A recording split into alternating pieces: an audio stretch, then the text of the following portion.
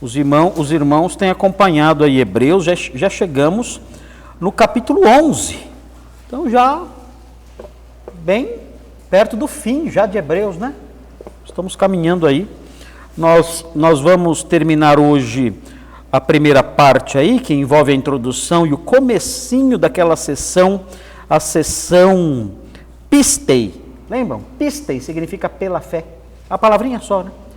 Pistei, pela fé. E pistes é a fé. Não, pistes não é a fé. Pistes é fé, sem artigo. Sem artigo. Agora, pistei é pela fé.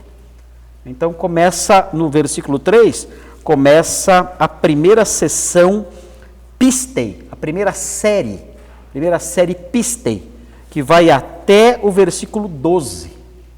Então, eu acredito que na semana que vem, nós vamos pegar essa sessão maior e tentar trabalhar nela. Não sei como é que eu vou dividir, porque é muita coisa, né? Do versículo 3 até o 12, o 3 eu já vou falar agora, mas seria do 4 ao 12, é um trecho longo, porque o capítulo tem 40 versículos. Eu não posso falar 40 semanas sobre esse capítulo, um versículo por semana, porque quando eu vou acabar então Hebreus? Não acabo nunca. Eu não posso fazer assim. Né? Então nós temos que andar mais rápido um pouquinho. Mas o 3 ao 12 talvez seja a próxima divisão, ou 4 ao 12, a próxima divisão, que envolve aí a primeira série pistei. Depois tem a segunda série pistei, que vai do 17 ao 31. É a segunda série pistei. Começa sempre pela fé. Pistei, pistei, pistei, pistei, pela fé, pela fé, pela fé, pela fé. Vai até o 31, mas está longe ainda, né? E aí depois, já chega já quase no finzinho de Hebreus, se bem que já estamos quase no finzinho. Hebreus não é um livro fácil, é um livrinho complicado. Ele é um livro que tem nós teológicos, para serem desatados. E nós desatamos, né? Bem ou mal, a gente foi desatando os nozinhos de Hebreus para tentarmos compreender melhor esse livro. E tem sido uma jornada interessante. Temos aprendido bastante. Bom, os versículos 1 a 3, nós falamos nas semanas anteriores que o versículo 1 fala de uma definição de fé. Então nós já estudamos. A fé é a certeza das coisas que se esperam, a convicção dos fatos que se não veem. Então, é uma repetição. A segunda parte repete a primeira, por assim dizer.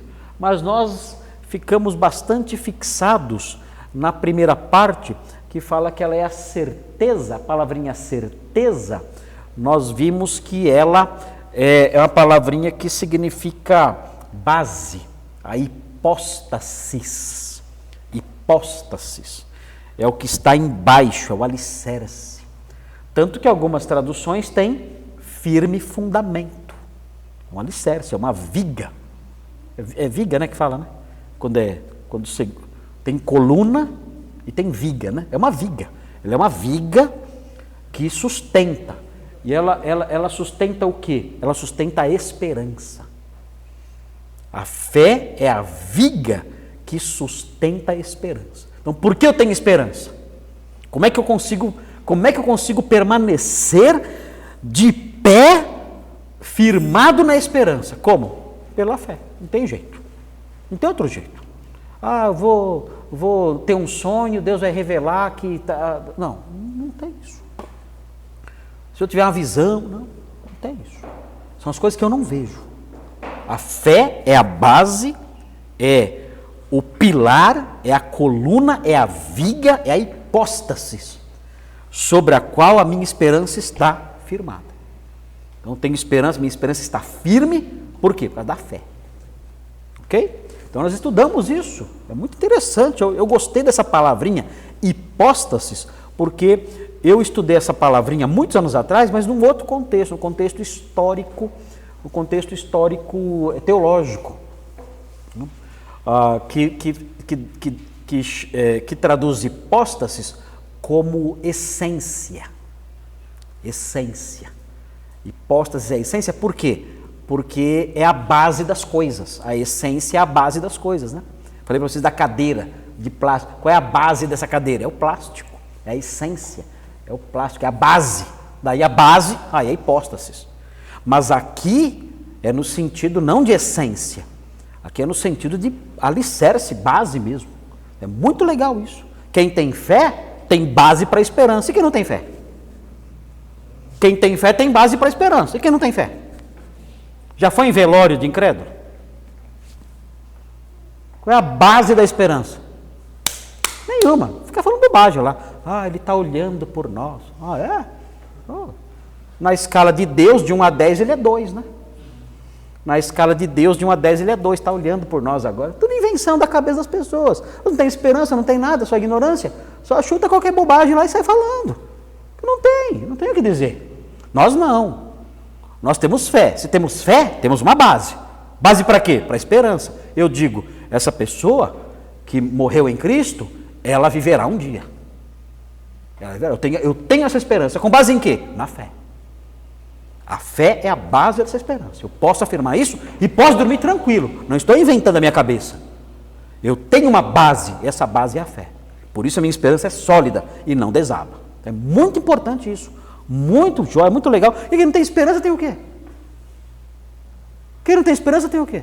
O que sobra disso aqui? Fala para mim. O que você vai levar disso aqui? Fala para mim. Quantas gavetas vai ter o seu caixão? Quantas gavetas vai ter no seu caixão? Quantas? Não tem. Então é muito importante entender essa definição de fé. E aí vimos no número 2, o versículo 2, nós falamos aí de um dos efeitos da fé. Esse versículo é pequenininho, né? Não dá nem 2 linhas, mas ele deu um soco na gente, né? Esse versículo deu aquele versículo que você abre a Bíblia assim, e você lê, sai uma luva de boxe assim, ó. Já viram o desenho animado? Você abre e sai uma luva de boxe assim, nossa, o que esse versículo fez comigo? É que é um soco que ele dá na gente. Esse versículo dá um soco na gente. E olha o que ele fala. Pela fé, os antigos, lembra da palavrinha antigos? Qual que era? Presbíteros. Os presbíteros. Presbítero pode ser velho, um idoso, como eu sou, eu não sei, não sei. Tem gente que me chama de velho, tem gente que fala que não, eu não sei. Eu acho que eu estou mais para presbítero do que para outra coisa. Presbítero pode ser um velho, presbítero pode ser um líder da igreja, uma pessoa nova. O pastor Nicolas, ele é jovem, mas ele é um presbítero. Aí presbítero é a ideia de posição da pessoa. A pessoa está ocupando uma posição de dignidade, de liderança. Ele é um presbítero, apesar de ter 25 anos de idade. É um presbítero, mas é no sentido de ofício. É o presbítero. E pode ser uma referência aos antigos. E é o caso aqui. Aqui os presbíteros são os antigos. E aprendemos, os antigos, e aí depois no versículo 4 ele menciona os antigos. Abel ele menciona, e vai mencionando os antigos. Noé, ele vai mencionando os antigos. E fala que os antigos obtiveram um bom testemunho. E nós aprendemos. Testemunho de quem eles obtiveram? De Deus. Deus deu bom testemunho para eles. Isso aí é jogo duro. Já imaginaram? Mas como eles obtiveram um bom testemunho de Deus? Como? Muito simples. Pela fé. Sem fé, que testemunho que obtém de Deus? Está mal. Por quê?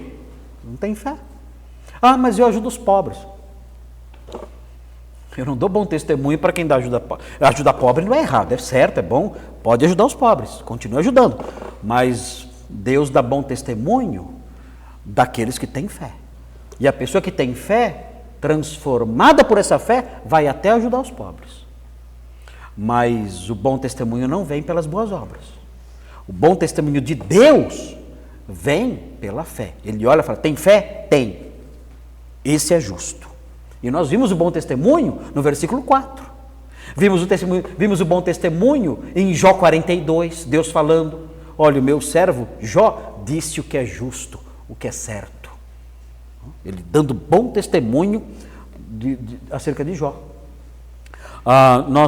Nós falamos até daquele dia final, né? em que Deus dará bom testemunho dos seus servos, né? O que ele vai dizer? Servo bom e fiel. Uau! Eu tenho até medo desse dia. Eu fico até emocionado quando eu lembro disso, porque eu penso, meu Deus, se Jesus falar isso mesmo para mim, eu vou cair lá de cima. Se Jesus falar isso para mim, eu caio lá de cima. Porque é muito isso aí. Já imaginaram? Pensa você. Diante de Jesus, ele olhar para você, homem, mulher, jovem, moça, enfim, servo, serva, servo bom, servo boa, serva boa e fiel. Imaginem ouvir isso do próprio, da boca da verdade, que ele é a verdade, ele não mente, ele conhece os corações, ele dizer isso, servo bom e fiel. Isso aí é demais, não precisa nem terminar a frase. Algo fantástico. Agora, como se obtém esse testemunho? Como? Aqui, ó. Pela fé. Aqui é por ela. No texto não está pela fé, está por ela. Por ela. O pistei começa no 3. A seção pistei começa no 3. Aqui não está pela fé. Aqui no grego está por ela. Por ela o quê? A fé, né? E aí então começa o versículo 3. Versículo 3, olha só, versículos pequenininhos, né? Mas tem tanta coisa, não tem? Você começa a espremer, né? Sai um caldo, sai bastante caldo, né? Pra você fazer um jarrão assim. Né? Você espreme lá um limãozinho desse tamanho assim, ó. Isso é um sucão enorme. Porque a palavra de Deus ela é assim, ela tem muito conteúdo para nós. Ela é inesgotável. Então veja aí agora o último versículo desse pedacinho, né? Um dos itens da fé. Então nós vimos aí uma definição de fé, um dos efeitos da fé e agora um dos itens da fé. E o que vem aí? Pela fé, entendemos que o universo foi formado pela palavra de Deus, de maneira que o visível veio a existir das coisas que não aparecem. Então veja aí o que diz. Pela fé entendemos. Lembra o que eu falei na semana passada? Eu já comecei a falar desse pedacinho. O que significa entender aqui? Não, note bem, não é entender no sentido, olha, pela fé nós achamos, a nossa opinião, o nosso entendimento é esse. Nós achamos assim pela fé. Nós temos essas opiniões, é o nosso entendimento, é o nosso modo de ver as coisas, porque nós cremos. Não é esse o sentido aqui. Aqui, entender significa compreender, é perceber a realidade, é você pegar, eu disse isso na semana passada, é captar, é você captar um entendimento. Antes você não entendia, agora você entende. Ou seja, a fé faz você enxergar. O mundo lá fora fala que é o contrário. Que se você crê, você fica cego. Você tem que tirar a viseira da religião para você enxergar. Aqui Hebreus fala que é o contrário. Que se você não crer, você não vai entender a origem do universo. Se você não crer, você não vai entender como o universo se formou. E é verdade. Você pode ser um PhD, você pode ser um doutor em tudo. Você não vai entender como o universo começou. Você vai acreditar em bobagens. Uma bobagem atrás da outra. Você vai falar que houve uma explosão, que isso que tem, que o ser humano, ele era um girino, né? E ele virou um peixe, aí um dia o peixe resolveu sair da água, e se arrastou pela areia, e aí com muita fome começou a criar patas, e a pata virou perna, e a perna não sei o quê, aí virou um macaco, aí caiu o rabo, aí desceu da árvore e virou gente. Aí você fala, mas o que é isso? É coisa de louco! Mas é isso. Então, doutores, PhDs, acreditam nisso. Não tem o quê? Entendimento. Se tornaram loucos, nulos em seus próprios raciocínios. O coração deles se obscureceu e eles se tornaram vazios. em seus próprios raciocínios e eles se entregaram a fábulas, a bobagem sem o menor sentido, coisas absurdas. Eu falei para vocês do caminhão de produtos que explodiu, de farinha, de fósforo e de açúcar que explodiu e surgiu o quê? Um bolo de aniversário escrito Feliz Aniversário José, com velhinha acesa e tudo. Não tem o menor sentido isso. E dizem que o universo surgiu assim, de uma explosão. Uma grande bobagem. Então, o texto aqui diz o seguinte, olha, para que nós tenhamos percepção intelectual, para que os olhos do nosso entendimento sejam abertos, é necessário que nós creiamos. É pela fé que nós entendemos. Eu mencionei Santo Agostinho e Santo Anselmo de Canterbury, que disseram o quê? Eu creio para entender. Lembram disso? Agostinho e Anselmo, eles disseram, eu creio para entender. O mundo fala o contrário. Eu tenho que entender para depois crer. O mundo fala assim. Eu tenho que entender para depois crer. E é mentira. Nem quando eles entendem, eles creem. Pode ver. Nem quando eles entendem, eles creem. Pode ver isso claramente. Você mostra cientistas criacionistas provando que tem que haver uma inteligência por trás do universo. Nem assim eles creem. Nem entendendo eles creem. Então, Anselmo e Agostinho no século IV virada para o V, Anselmo finalzinho do século XII, século XI, eles disseram isso, é o contrário. Eu creio e quando eu creio, aí a minha mente abre, aí eu entendo. Então nós temos mais uma pessoa simples aqui, não sei qual é a formação de vocês, mas aqui, na nossa igreja aqui, uma pessoa simples que mal tem o primário, que fez até o 4º ano primário, 3º ano primário, 2º ano primário. Ela entende mais sobre cosmogonia do que um cientista lá de Oxford, de Harvard, entende muito mais. Porque ele crê, pela fé, ele crê que o universo foi formado pela palavra de Deus. Ele entende mais sobre cosmogonia do que um doutor dessas universidades famosas que há no mundo todo aí. Muito mais. Ele fala coisas com muito mais sentido e base do que esse doutor, do que esse PhD, do que esse pós-graduado aí em sei lá o que, em ciências e tudo mais. Muito bem, então veja a sequência. Agora eu quero que vocês observem o seguinte, informações importantes aqui. Esse versículo, se você olhar com atenção, prestar atenção nele, você vai ver que ele está em paralelismo. O que é um paralelismo? Vocês já aprenderam, eu já expliquei. Os judeus, eles escrevem em paralelismo. É um modo do judeu pensar e escrever. Nos Salmos, Salmos é um oceano de paralelismo. Então, o que é paralelismo? Grosso modo, o caso aqui, o paralelismo consiste, aqui nesse caso, de duas frases diferentes dizendo a mesma coisa.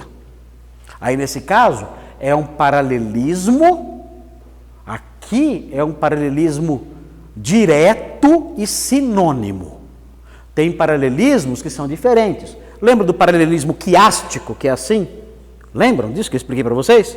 Vocês lembram? Não vou explicar de novo porque não dá tempo. Mas tem o paralelismo quiástico, que é assim, X. Não vai dar para explicar de novo agora. Aqui nós temos um paralelismo que não é quiástico, ele é direto. Ele é direto, ele é sinônimo. Então, o que o autor de Hebreus faz? Ele fala uma coisa só duas vezes. Ele fala uma frase, depois ele repete a mesma coisa com outras palavras. Mas com palavras que explicam a primeira frase. Essa é a vantagem do paralelismo. Você lê o paralelismo, você tem na segunda frase uma explicação da primeira. Por exemplo, Maria, por exemplo, quando ela enuncia o cântico dela, o cântico de Maria, que a gente vê, é o Magnificat, como é chamado, ela usa paralelismos. Ela fala, a minha alma se alegra em Deus, o meu espírito exulta no meu Salvador. Na cabeça de Maria, alma e espírito era a mesma coisa. Ela fez um paralelismo. A minha alma se alegra, o meu espírito exulta. Ela fez um paralelismo direto, não lembro se é direto ou quiástico, mas ela fez um paralelismo sinônimo.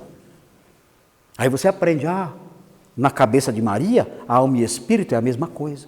Tá? É legal, paralelismo é legal por causa disso, que a segunda frase explica a segunda e vice-versa. Vamos olhar aqui, quer ver? Olha só. Pela fé entendemos, aí vem, que foi o universo formado pela palavra de Deus. Essa é a primeira parte aqui. Eu não posso levantar muito o braço, porque essa camisa é curta, e minha esposa fala que minha barriga aparece. Então eu estou fazendo muito abdominal para ficar com a barriga bem bonita, né, para eu poder levantar. Okay. Mas não está dando resultado. Então, olha aqui, pela fé foi o universo formado pela palavra de Deus. Divide aqui, acabou aqui. Essa é a primeira frase. Foi o universo formado pela palavra de Deus. Agora vem a segunda frase, que está em paralelismo com a primeira. Olha lá. Pela fé entendemos que frasear. Foi o universo formado pela palavra de Deus. Aí vem, de maneira que o visível. Qual é o correspondente de visível? Aqui é a segunda frase já. Aqui, o visível veio a existir das coisas que não aparecem. Ok. Essa é a frase B. A frase A está aqui, foi o universo formado pela palavra de Deus, e a frase B está aqui. De maneira que, aí vem a frase B. O visível veio a existir das coisas que não aparecem. Ok. Vamos ver então a correspondência, é um paralelismo direto. Visível. Qual é o correspondente? Aqui, um aqui, um aqui. Universo. O universo é o visível. O que é o visível? Universo. Isso aqui está fácil. Ok. Aí vem. Veio a existir. Qual é o correspondente? Formado. Esse é o correspondente. Então, 2. E aí, as coisas que não aparecem. Qual é o correspondente? Qual é o correspondente das coisas que não aparecem? A palavra de Deus. A palavra de Deus são as coisas que não aparecem. Então você pensa assim, mas qual foi o material invisível que ele usou? Não vem na cabeça da gente? Qual foi o material invisível que ele usou? Será que ele usou uma coisa espiritual? Não. As coisas que não aparecem está explicado na frase A. A frase B é explicada na frase A e vice-versa. Então, qual foi o material que ele usou? Quais são as coisas que não aparecem? Palavra. Palavra que não aparece. Você está vendo a minha palavra? Você está vendo a minha palavra sair da minha boca? Está vendo? Não, é invisível. As palavras são invisíveis. Então, o que nós aprendemos aqui? Que o material que Deus usou para criar, o material invisível que ele usou foi o quê? Palavra. O material não é nem certo falar. Ele usou um material. Foi um instrumento que é invisível, que é a palavra. Então existe esse paralelismo que ajuda a compreender. Então nós entendemos a frase A, que vem até aqui, pela frase B. O visível é o universo, veio a existir, é o formado, palavra, coisas que não aparecem, palavra de Deus. Tá bom? Tudo bem? Então é um hebreu, é um judeu, pensando como judeu e escrevendo como judeu. A gente não faz isso, né? Nós não fazemos assim, né? Nós não escrevemos desse jeito. Não é nosso costume. Muito bem. Tudo bem até aqui? Ok. Esse versículo, então, ele trata basicamente da criação, que a gente chama de criação ex nihilo. O que é nihil? O que é nihil? Nada. Nihil significa nada. Esse versículo, então, trata da criação ex nihilo, porque essas coisas que não aparecem, não é nada, é a palavra, não são coisas mesmo. Então esse versículo ensina que o universo veio à luz pela palavra de Deus. Coisas que não aparecem, não é coisas que existem e são invisíveis, não é isso, é a palavra dele. Então aqui nós temos o ensino da criação ex nihilo. Ex nihilo significa do nada, nihil significa nada. Esse é o significado de nihil. Quando eu era funcionário do Banco Noroeste, muitos anos atrás, não existe mais esse banco, o Banco Noroeste desapareceu. Depois que eu saí de lá, ele fechou, né? Faliu, né? Dependia muito de mim esse banco. Então, ele fechou depois que eu saí de lá. E eu era um analista de créditos, trabalhei muitos anos nisso. Então, eu avaliava, eu tinha acesso aos nomes de qualquer pessoa do Brasil, para saber se a pessoa ela tinha protestos ou não no nome dela. Então eu fazia festa, eu falava, deixa eu ver se meu pastor paga direito as contas. E eu olhava lá meu pastor, danado, não pagou, olha só. Eu olhava, vocês não têm noção do que tinha de igreja caloteira, vocês não têm noção.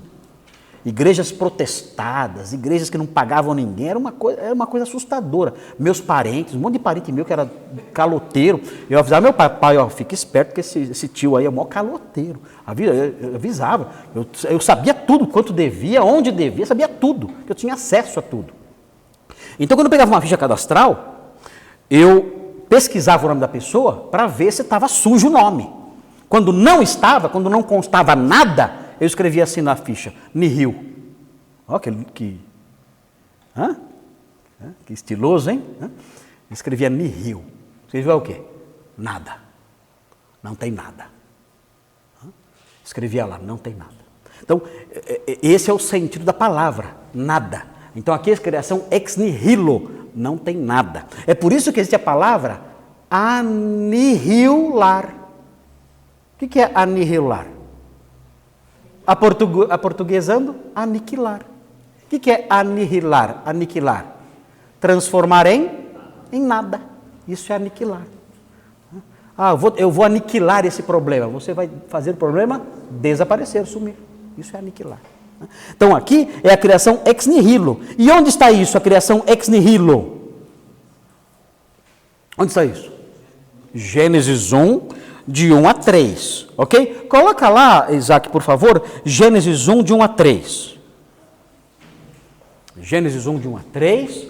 Só para a gente lembrar rapidinho, bem depressa aqui, temos que acabar o versículo aqui, né?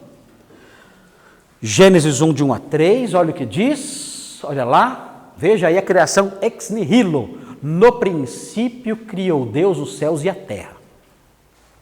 A terra, porém, estava sem forma e vazia. Havia trevas sobre a face do abismo e o Espírito de Deus pairava sobre a face das águas. O que é isso aqui? O que é isso?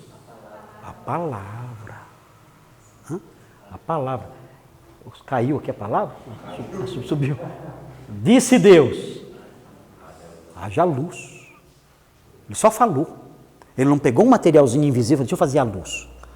Pegar esse materialzinho invisível para fazer a luz. Não. Ele disse, haja luz. O que aconteceu? Houve luz. Então, pela palavra, o texto prossegue. E viu Deus que a luz era boa. E é bom mesmo, né? A luz é muito boa. E fez separação entre a luz e as trevas. Prossegue aí. Vai mais um pouquinho para... Chamou Deus a luz dia e as trevas noite.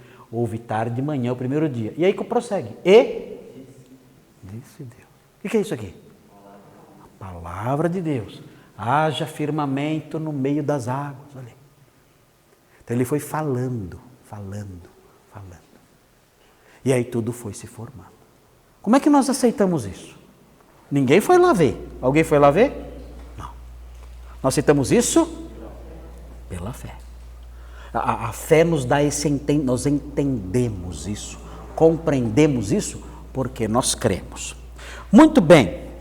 Note aí que, se você olhar, volta para o capítulo 11, Isaac, por favor. Se você olhar, então, o autor de Hebreus começa citando que livro da Bíblia? Gênesis. E ele vai citar Gênesis mais para frente. Até onde ele vai com Gênesis? Vamos ver quem vai acertar. Até que versículo ele vai com Gênesis? Que ele vai usar bastante Gênesis. Até onde ele vai com Gênesis? Olha aí. Sobe aí, Isaac. Abel está em Gênesis? Tá ou não está? Sobe então. Enoque está em Gênesis? Tá ou não está? Tá, sobe. Segue. Noé está em Gênesis? Tá citando. Parece que ele só tem em Gênesis, esse autor. Não tem o Antigo Testamento inteiro. Prossegue. Abraão, onde está? Onde? Gênesis, vai subindo. Pela fé peregrinou, vai indo. Vai pela fé aguardava. Vai, cadê Jacó? Está aí? Ah, Jacó, está em Gênesis? Está em Gênesis, estamos estudando, né? Pela fé a Sara. Sara está em Gênesis? Então vai embora. Vamos até acabar Gênesis. Morreram na fé, e vamos embora. Porque eles falam, continua. Abraão, onde está? Gênesis, não sai de Gênesis, vai, continua. Isaac está em Gênesis, continua. Pela fé igualmente Isaac, de novo, Jacó e Esaú, tudo, e prossegue. Jacó ainda está em Jacó. Parece eu de domingo à noite, não sai de Gênesis. Vai, prossegue aí. Pela fé José, e agora? Também. E aí, pela fé Moisés, e agora? Que livro é esse? Moisés é Gênesis?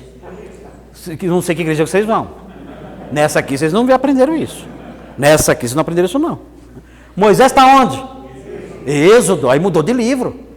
Mas olha só, tem quantos versículos no capítulo? Quantos? 40. Ele cita 22, ele escreve 22 versículos só sobre Gênesis. Será que Gênesis era importante para ele? Uau! Era a base de tudo, exatamente a base de tudo. Ele pegou Gênesis 1 e só soltou.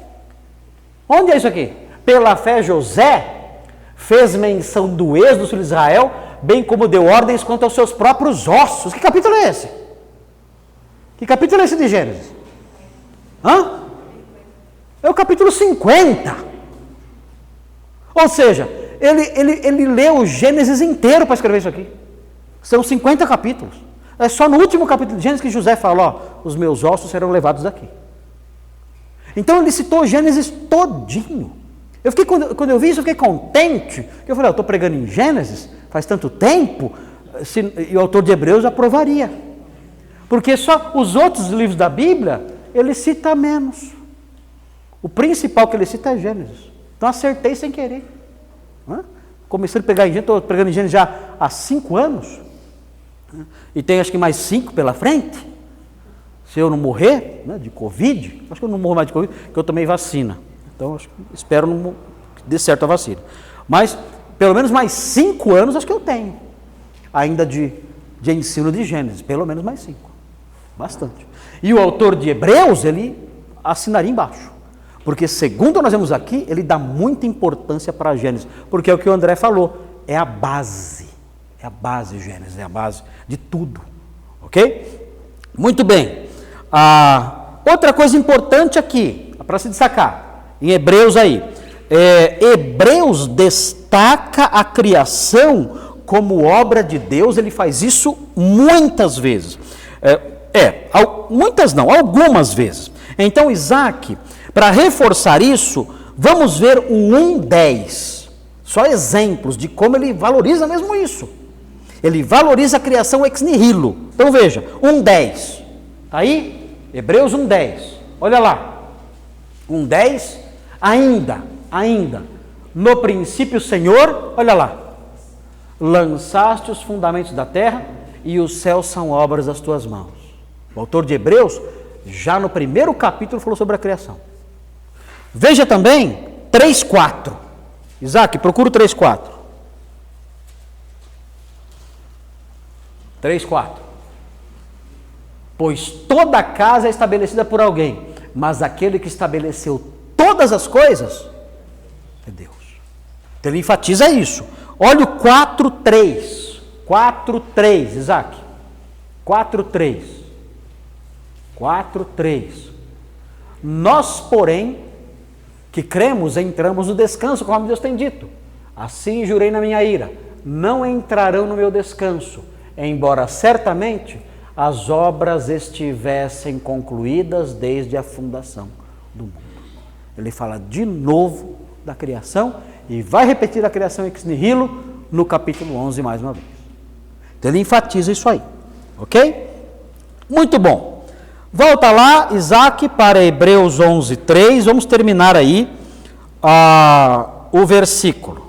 O texto fala então: pela fé entendemos que o universo foi formado pela palavra de Deus, de maneira que o visível veio a existir das coisas que não aparecem. Então aqui vem a palavra de Deus, que são as coisas que não aparecem, e nós sabemos que isso está baseado na expressão "e disse Deus". Ele disse, aconteceu. O universo foi criado pela palavra de Deus, pela instrumentalidade da palavra. Isaac, veja aí, mostra aí para nós, Salmo 33:6. Muito importante destacar isso. O universo teve início pela palavra de Deus. Já nós vamos ver por que isso é importante. Salmo 33:6. Salmo 33:6. Vamos ver rapidinho. Vai juntando tudo isso. 33:6. Olha lá. Os céus. Olha aqui, ó. Olha o paralelismo de novo aqui, ó. Tá vendo o paralelismo? Ó. Os céus por sua palavra se fizeram. Agora vai repetir aqui, ó. Essa é a frase A. Agora a minha frase B. E pelo sopro de sua boca, o que é isso aqui? Palavra. Paralelismo direto, sinônimo. Paralelismo sinônimo direto. E pelo sopro da sua boca, o exército deles, as estrelas. Aqui, ó. Aqui, aqui. Não, aqui é um paralelismo quiástico. Aqui é quiástico. Ó, os céus, o exército. Se fizeram, sua palavra, sopro de sua boca. Aqui é quiástico. Aqui é quiástico. Sinônimo, mas quiástico. Então, olha a ênfase. É a palavra, é o sopro da sua boca que fez as coisas surgirem. Outro texto importante. Veja aí também, 2 de Pedro 3:5. É a ênfase dos escritores bíblicos. Se você não crê nisso, você não é cristão. Sabia disso? Se você não crê nisso, você não é cristão. Não é. Eu estudei estava estudando nesses dias uma teologia chamada teologia do processo. Porque eu tinha que fazer fui participar de uma entrevista no programa de televisão lá no Vejam Só, que vai ser exibido acho que só dia 28, eu gravei lá o programa, e eles queriam falar sobre esse tema, teologia do processo. Eu li um livro, comprei um livro sobre isso, eu já conhecia a teologia do processo, mas queria conhecer mais porque ia dar aula sobre isso lá no programa, então queria me especializar mais. E esse livro dizia o seguinte, olha, um livro escrito por um teólogo do processo.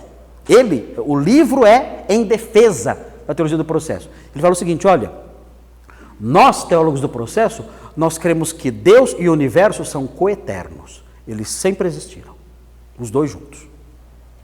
Fala isso. Deus não criou o universo. O universo sempre existiu junto com Deus. Os dois juntos. Deus não é superior ao universo, nem o universo superior a Deus.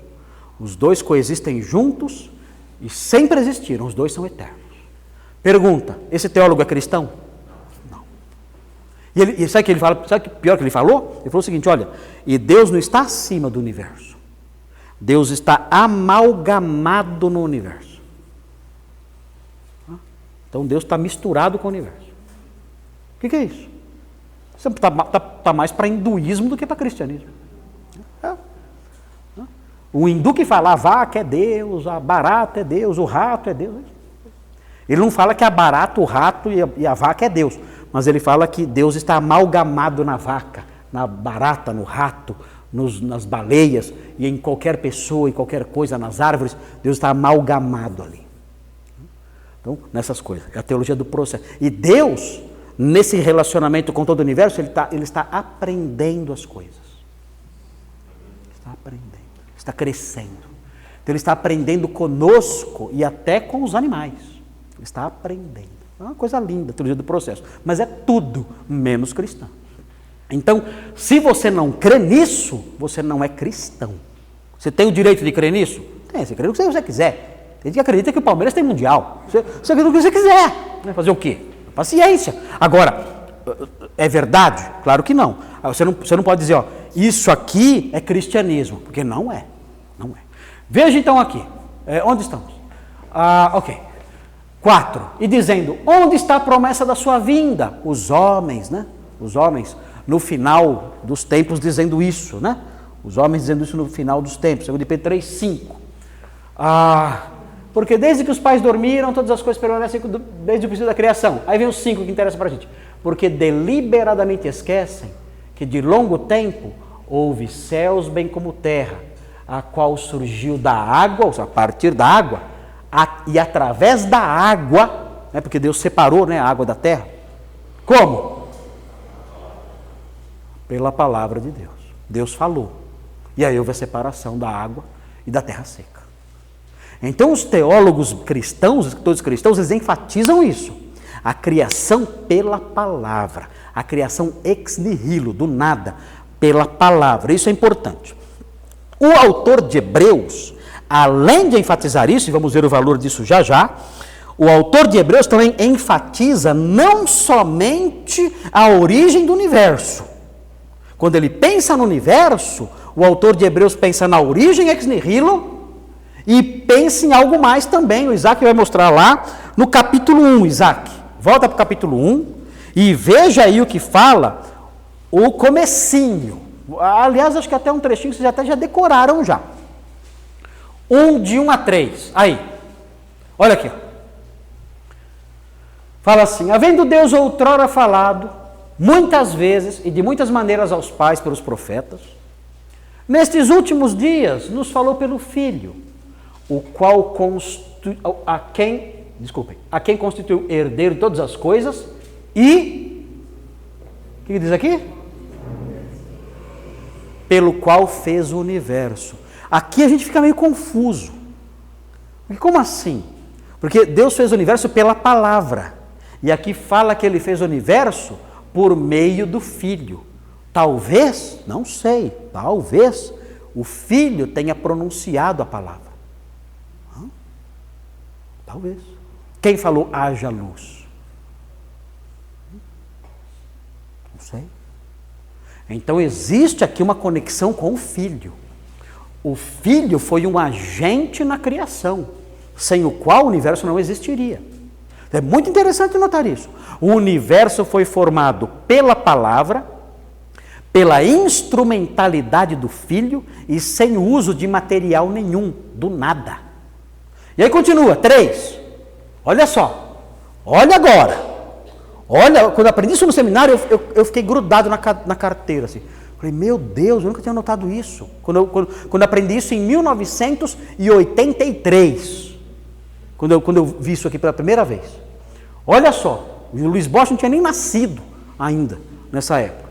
Olha só, ele que é o resplendor da glória, Jesus, né? É o resplendor da glória e a expressão exata do seu ser, Jesus, a expressão exata do ser de Deus, sustentando todas as coisas do universo. Estamos falando aqui das estrelas, do sol, da lua, do mar, dos cometas, os ventos, a chuva, a neve, tudo no alto do céu, na terra e debaixo da terra, sustentando todas as coisas, como? Olha aqui, olha isso, pela palavra. Quando fala palavra do seu poder, significa pela palavra poderosa dele. Esse é o significado de palavra do seu poder. É um genitivo qualificativo isso aqui. É a palavra poderosa dele. Ele fez o universo pela palavra, e agora nesse momento, que horas são agora? 9 horas? Já é 9 horas? Já passou das 9, né? Estou vendo lá 9:02. Agora, 9:02. Ele está sustentando as estrelas no céu, e a lua, e a terra, que está flutuando no espaço e girando em torno de si, e girando em torno do Sol, junto com os outros planetas todos. Ele está sustentando tudo isso. Como?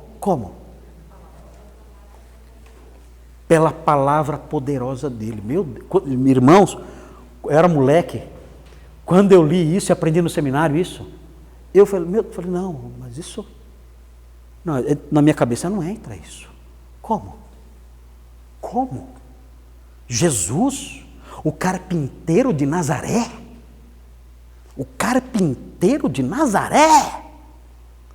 sustentando o sol. Irmãos, aquilo foi um golpe sobre mim. Eu nunca tinha aprendido isso.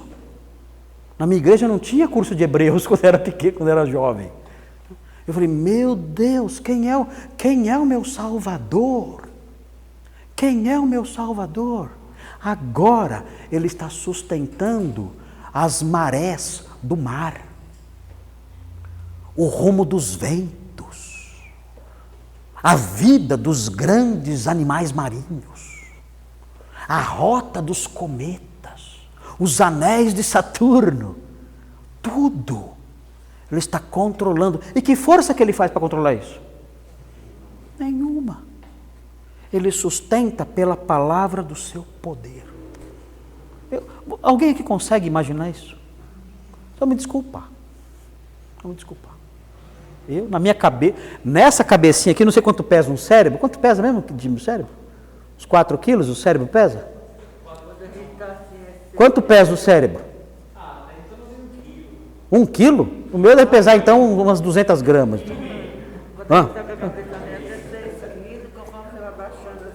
Vai aumentando. Na minha cabeça de 1 quilo, 1,5 quilo, isso não entra. Não consigo entender isso. Pastor, esse versículo 2 tem uma conexão assim direta com o texto de João 1? Claro.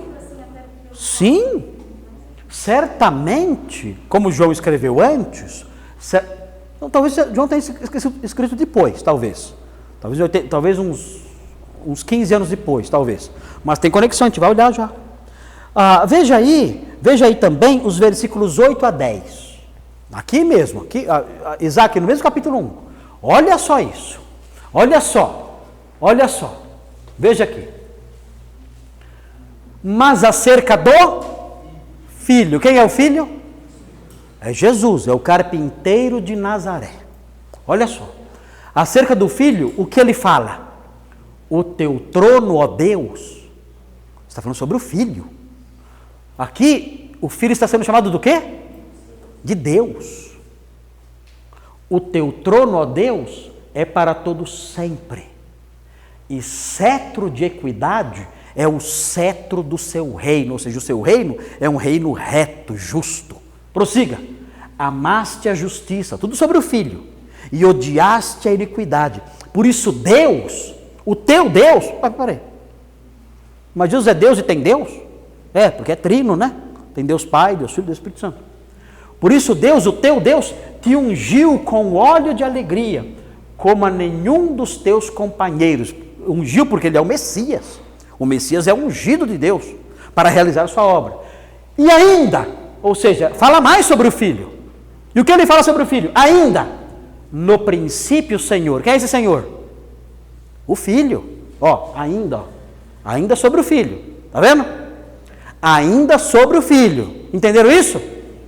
Ainda sobre o Filho. No princípio, Senhor. É o Filho. Lançaste os fundamentos da terra. O Filho. E os céus são obra das tuas mãos. Aquelas mãos furadas, né? Aquelas mãos que furaram, né? Os céus são obra das suas mãos. E agora ele sustenta o universo com a sua palavra. Sentado ali à destra de Deus, sustentando tudo. Então, o autor de Hebreus, ele coloca essas coisas na nossa cabeça, para mostrar a grandeza de Cristo. A Esther mencionou João 1. Veja aí, João 1, de 1 a 3. Coloca lá, Isaac. Espera mais um pouquinho, já estou acabando já. João 1, de 1 a 3. Veja o que fala. Não podemos deixar de mencionar, né? A Esther lembrou desse texto, e esse texto tem tudo a ver com o que a gente está falando. Não podemos deixar passar. Então veja, no princípio era o verbo. O que é verbo? Palavra. Jesus era o verbo. É o verbo. E o verbo estava com Deus. E o verbo era Deus. Ele estava no princípio com Deus. E vejam, todas as coisas foram feitas por intermédio dele. E sem ele, nada do que foi feito se fez. Ok. Nós aprendemos então com isso uma cosmogonia. O que é uma cosmogonia? A gênese do cosmos. A origem do cosmos. Qual é a nossa cosmogonia? O mundo lá fora fala, a cosmogonia de vocês é de maluco. Vocês são loucos. A cosmogonia de vocês é uma piada.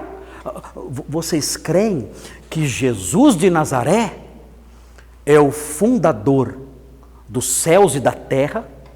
Ele criou tudo que há, todas as coisas, os céus e a terra, tudo que existe. E ele hoje, ele sustenta o universo por meio da sua palavra.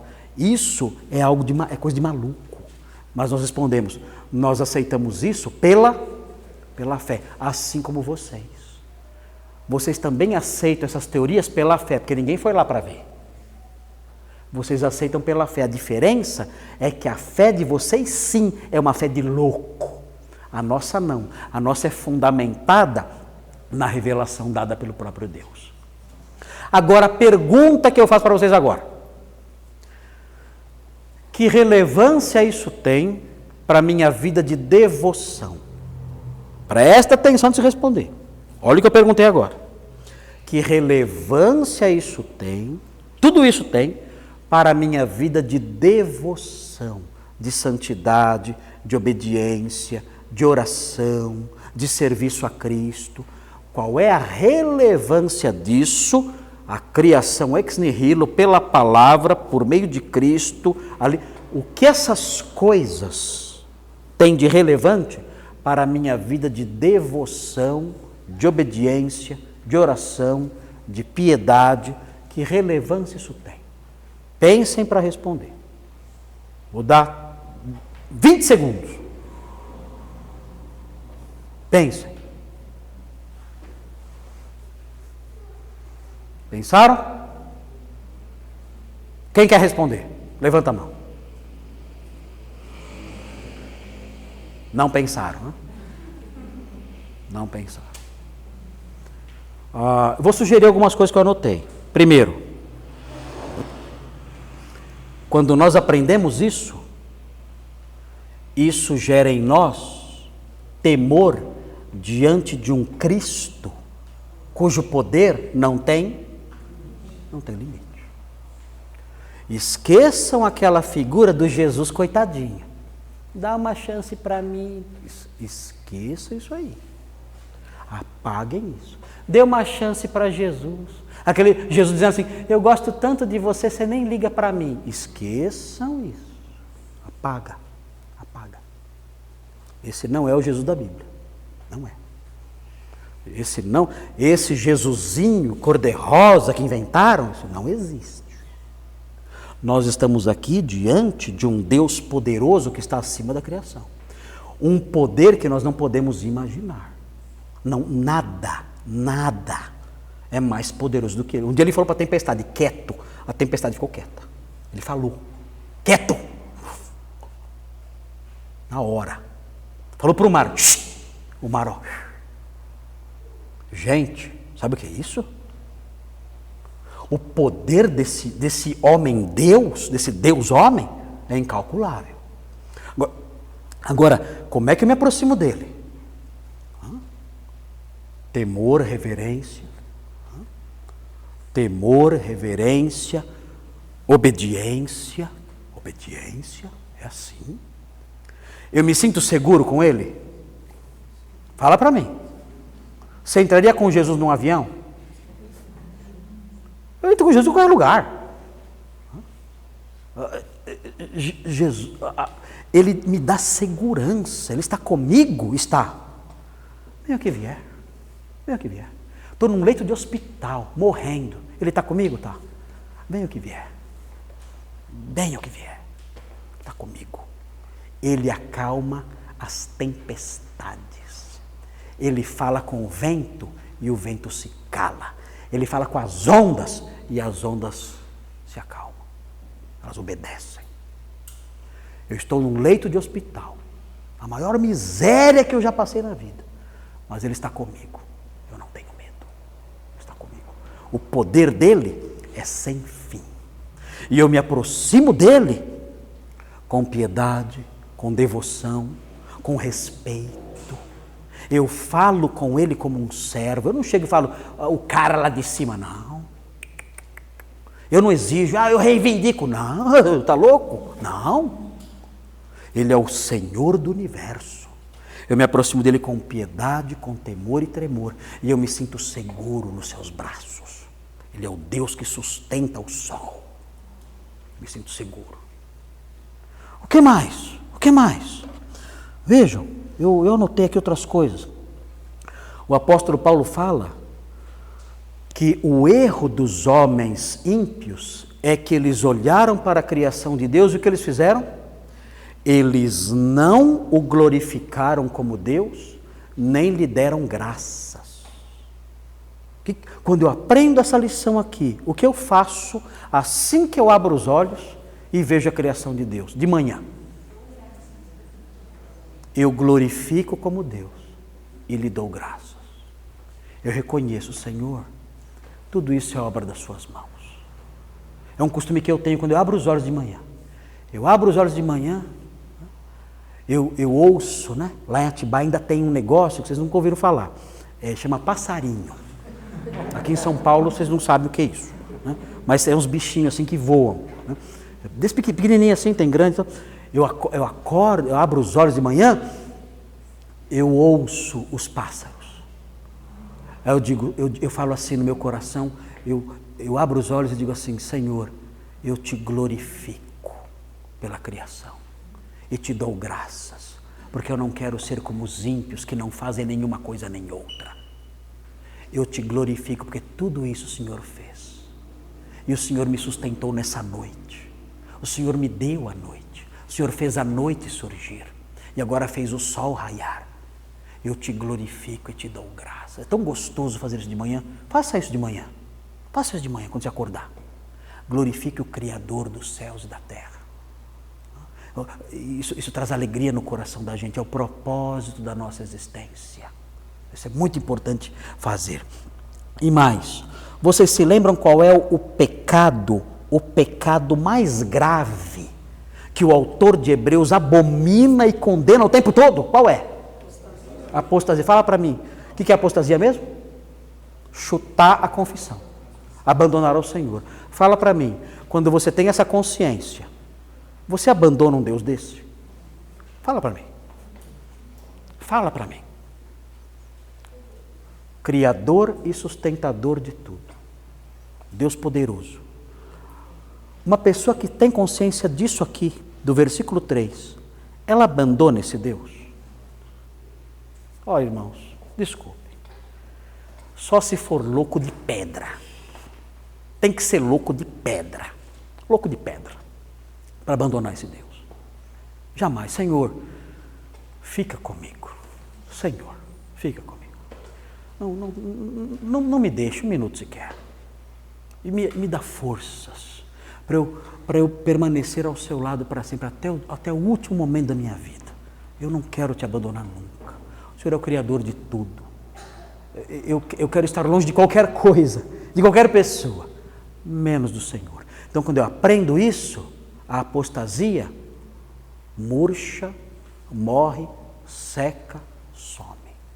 E o autor de Hebreus atinge seu objetivo. que é desencorajar nos seus leitores a apostasia. Há outras coisas, é claro, mas essas são as principais que eu quis elencar.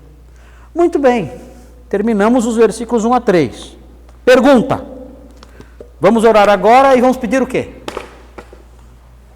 O que vamos pedir agora? Qual seria a nossa oração agora?